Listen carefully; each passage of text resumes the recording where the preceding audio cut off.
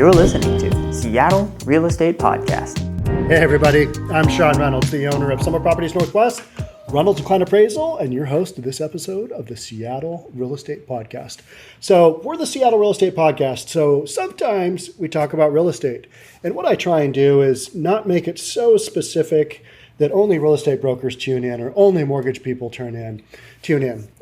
This episode, we're going to talk about the fact that interest rates are getting so low that the biggest mortgage entities, Fannie Mae and Freddie Mac, are basically doing a huge money grab. As of September 1, they are saying, yep, if you want to do a refinance, we're going to charge you an extra half point. And what's the reason they're charging the extra half point? Because they can. This only happens when you've got such a massive volume coming through the pipeline that they're able to do that, and people are going to go, you know what? I'm paying this extra half point, and I'm okay with that because I'm getting such a great interest rate that it's still going to work. The other times I remember this happening, I think it was like maybe I'm getting so old that all of the booms and the busts are running together in my head. I want to say it was somewhere either in the early 90s or maybe 2001, right around the tech bust, is when we had some super low interest rates, and the big secondary mortgage lenders, Fannie Mae and Freddie Mac, basically said, yep, in order to slow our pipelines down, we're going to charge just this little extra fee because that'll maybe slow things down.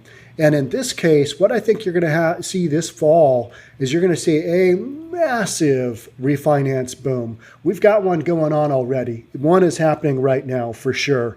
I talked a day or two ago about how one of our transactions on the Summit side got extended out, and the lender, who's one of the biggest residential lenders, said, yep, we're going to need a 4-week extension. Now, 4 weeks, if you're not familiar with real estate, 4 weeks is typically the time it takes to start a transaction and close it. That's a month. Some of the deals are getting done in 10 days. 14 days is still pretty quick. I come from an era when 90 days was the norm, 60 to 90 days, because it just took that long to react without computers and all this other fancy tech stuff to make a deal go quicker. But now we're able to do it faster. And so to have a deal, I think the transaction that we extended out was, it had already been in the pipeline like 40 days. So over a month. And then to have an extension requested for 4 weeks means that the system is jammed up. So people are asking, well, what are they doing? Well, they're working on the other 500,000 people before you that are in the pipeline. They're getting those people all through. Sometimes there's delays. Sometimes there's delays on appraisals. All kinds of stuff comes up when the system is that busy. So mortgage companies are backed up. Real estate brokers are backed up to a certain extent, but they're not as impacted as the refinance people. And that's people in escrow, that's people in title, that's people on the wholesale lending end of things. All the food chain is getting backed up because there's so much refinance volume going through. And so what Fannie Mae and Freddie Mac are doing is saying, we're going to try and slow this down a little bit because the demand is so great that why not? Let's throw out a half point pop and just see how it goes. So let's check out what this means. And so if you're a homeowner and you're looking at doing a refinance, this is something to consider because say on a $1 million loan, this is a $5,000 charge. On a $500,000 loan, it's a $2,500 charge, right? So those are big numbers because when you go to figure out, all right, I'm going to drop the interest rate from this point to this point, and so my mortgage payment's going to drop this much, but I'm going to have to pay this much between my origination fee, my new appraisal, my credit report, title, and escrow. You got to pay that stuff each time you refinance. So how long is it going to take me in the monthly savings of my mortgage payment to make up for all these fees? Well, now you've got an extra, call it $2,500 fee in there on a $500,000 loan. So now it's maybe going to double the time frame that you need to have your mortgage in place to make that money back or to even just break even.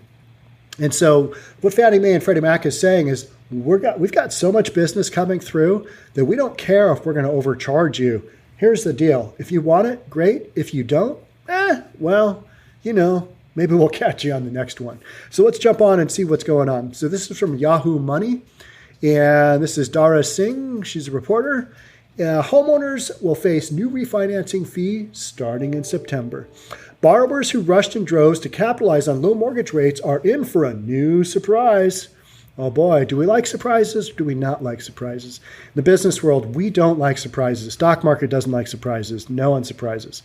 Fannie Mae and Freddie Mac, the government-sponsored enterprises that back millions of mortgages, are adding a new 0.5% fee on all mortgage refinance transactions starting September 1.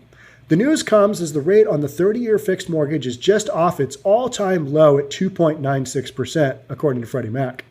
Normally, a rate this low would be a boon for homeowners looking to refinance their current mortgage and lower their monthly payment. But the extra would cost the average consumer $1,400. So I said $2,500 on a $500,000 loan. So cut that by $1,000. So they're saying that the average loan is what is that? My math is not great. Is that a $300,000 loan? The average American carries a $300,000 loan. I think that's what they're saying. Yeah, that's right. I have no idea. So average cost, the average consumer, $1,400 according to the Mortgage Bankers Association, and would eat away at some of the savings during a very uncertain economic time. Yeah, it does eat away at the savings, but if you still want to do it, if you're going to be in the home for, say, 4 years, 5 years, it's probably still worth it. And depending on how low rates will go, I was talking to my dad, maybe a couple of days ago, and he's been in real estate since the early to mid 70s as a builder, a developer, as an appraiser, never as a mortgage broker, never as a real estate salesperson, kind of like me. But he's been through the interest rate grinder all the way when interest rates were up at 18, 19%. And he was a developer at that point. And we were talking about how low rates are going to go. And I said, I think they're going to go down to 2%. I think you're going to see low 2%. And he said, yeah, I think so too. So if you see that happen, you're going to see when rates hit 2.5%, you're going to see a swing through of everybody to refinance. You see that same swing through at 2.25%, you get down to 2.125%, everybody's going to come back through again, right? Because why wouldn't they? Rates are low. Let's take advantage of these rates. And a lot of that has to do with the Fed propping up the economy, the money they're pumping into the economy. And also, we're in a pandemic with a recession going on. We still got a recession going on, trying to kickstart that economy. It's going to take a while. You're going to have low interest rates for a while. The Fed has said, hey, we're committed through 2022, keep rates low. When this whole coronavirus thing first came on, everybody was like, 2022, is this really going to go on that long? Yeah, guess what? I think it is. And even guys like me who are like, yeah, I think this will last like a month, and we'll be over it. Overly optimistic business guys like me, because if you were to sit there and go, oh, this is going to take 18 months, you'd just be depressed all the time. And all your business models would go, oh, these numbers are not going to work out. This isn't going to be good. And business guys don't like to face the reality sometimes, because we need to have more optimistic views of what's going on. And so I think we're in a recession here for a while, and rates are going to be low. And so Fannie Mae and Freddie Mac can kind of have their way with people on the financial end, and people are going to say, oh, I'll probably still take my refinance. So it's a money grab, said Greg McBride. He's the chief financial analyst at Bankrate.com, personal finance website. It's capitalizing on refinance volume with the idea of putting more money into the coffers of Freddie Mac and Fannie Mae. And why are they doing that? Because they can. 17.8 million candidates are eligible for refinancing. The new fee could affect the 17.8 million homeowners who are eligible for refinancing, according to numbers provided exclusively to Yahoo Money from Black Knight, a mortgage and analytics data consulting firm. What are they talking about eligible for refinancing? Have they held their mortgage long enough and they had some prepayment? I don't know. These numbers always just kind of annoy me. But all right, let's go with 17.8. It could affect 17.8 million people. It's a lot of people. On average, these Americans could save $291 a month for a total of $5.2 billion in cumulative savings. These homeowners have at least 20% equity in their homes, a credit score of 720 or higher. That's pretty high. That's pretty good. And who can shave off at least a 0.75%, 0.75% points off of their current mortgage rate. Okay, so that's what the data is based on. is those people. There's apparently 17.8 million of those folks out there. Lenders have the option to pay the fee themselves rather than passing it on to the borrower, but it's unclear if banks will do this. Are you kidding? When has a bank ever said, we're going to pass some savings along to our customers because they're good people and we really like them and we want them to keep coming back to us? Banks are going to pass on that 0.5% fee like there's no tomorrow. I don't see that happening. So you've got a Federal Reserve creating money that is used to buy Fannie Mae and Freddie Mac mortgage-backed securities to drive down mortgage rates and allow the consumer to put savings in their pockets. But then the Federal Housing Finance Authority wants to get in the pockets of these consumers and dilute a lot of the benefit of what the Federal Reserve is doing in the first place, McBride said. That's no good. That's not fair. It really is going to put a dent in the refinance boom, he added, especially for borrowers who at the rate of 3.7% could refinance to 2.7%, but now will expect 3%. Yeah, and I get that. But when you're at the bottom end, or what I think is close to the bottom end of a refinance trough, anything goes, anything can happen. Lenders can kind of do whatever they want because it's kind of like, well, we're going to charge a little bit more, but guess what? What are people going to do? Say no? No, because a lot of people are like, all right, I'm in my dream home. I want to live in this home for the next 15 years until retirement. And so to drop my interest rate 0.5%, that's pretty darn good. I am going to roll with this. So Fannie Mae and Freddie Mac and all these lenders out there, they know that a 0.5 point pop, all right, it's going to impact things a little bit. And as far as they're concerned, that's okay because they can't get to all the volume that's out there. It's kind of like us on the appraisal end. Couldn't tell you how many offers for appraisal jobs we get through every single day. And we kind of just, we can only take so many deals because you can only get to so many appraisals. You can't just do more. You can't work around the clock. You can, but you can only do that for a while. You can do that, I would say you can do that in your 20s. You can do that in your 30s. You can do it halfway through your 40s. And then you start to approach serious life burnout as an appraiser. I've done it and it's no fun. And I'm very happy to be in the position where I no longer do that because it is a real good grind. It's good money, but you start to not be able to remember your own name. You can't remember what month it is, and you're just going around the clock. And when you have an issue, it becomes such a big thing because you're just focused on all this work all the time that any little speed bump that you run across just becomes this big event that you no longer have the emotional energy to deal with. So that's what working around the clock does. I'm glad I don't do that anymore. I sit here and I talk on podcasts to you guys. So that's kind of what I do. But I do have a lot of appraiser friends, and I have appraisers that work for me on the Reynolds and Kline side. And we're going through a period right now where my kid, who's 27, Kieran, he's like, Dad, I'm getting pretty tired. And I'm like, yeah, well, that's what happens when you take on a lot of volume.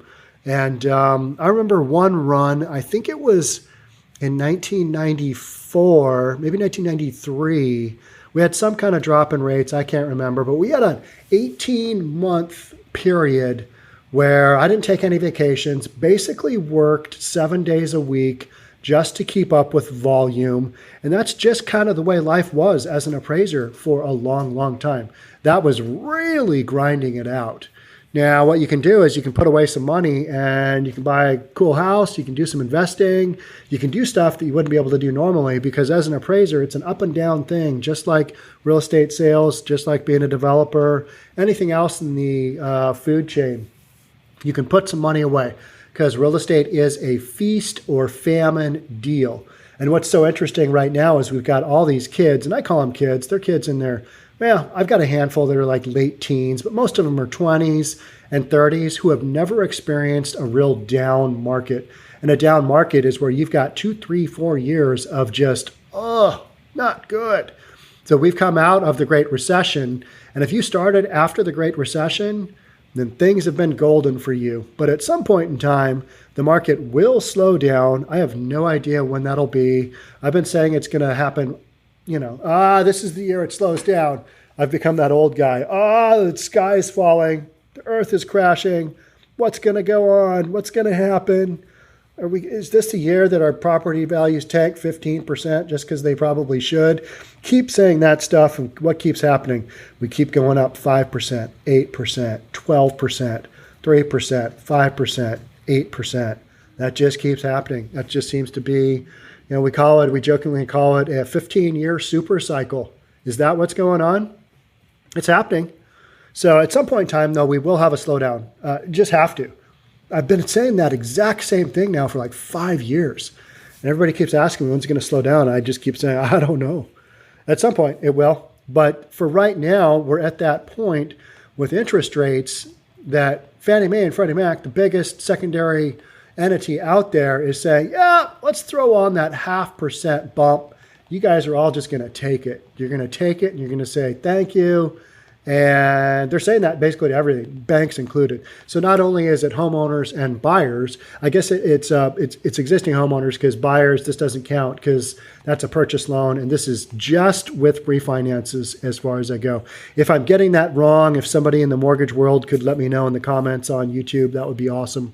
But so far, yeah, I think this is, it's an interesting phenomenon. It tells you where we are in the interest rate cycle.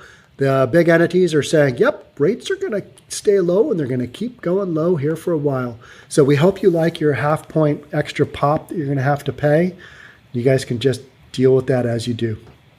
So that's going to happen September 1. So be aware of that. If you're looking at a refinance, you got a little something extra coming your ways. You've got a surprise. So thank you so much for tuning into this episode of the Seattle Real Estate Podcast. That's about all I got in this one. A little bit of a shorter podcast, but it's also kind of it's a containable topic, right? It's just like, oh, here it is. There's not only so much nonsense I can say about it, right? All right. Thank you so much for tuning in. Love to have you subscribe if you find this information helpful to your professional life, to your life as a homeowner, to your life as a real estate broker, whatever it is that you are doing out there. And if you want to, send comments or send email, info@summitpropertiesnw.com. That's the email that actually does get through to me on YouTube. info@summitpropertiesnw.com. I do get email. I do check it. I do read it. I do try and reach out to people as often as I can. Sometimes I get really overwhelmed and I'm just barely able to deal with my brokers and appraisers and whatever else I've got going on. Maybe the occasional comment on YouTube. But I do respond as best I can. But a lot of times this stuff gets away from me, especially if 1,000 people leave a comment. Sorry, folks. Do the best I can. All right. That's it for me babbling. Thanks so much for tuning in. I will catch you in the next one. Bye for now.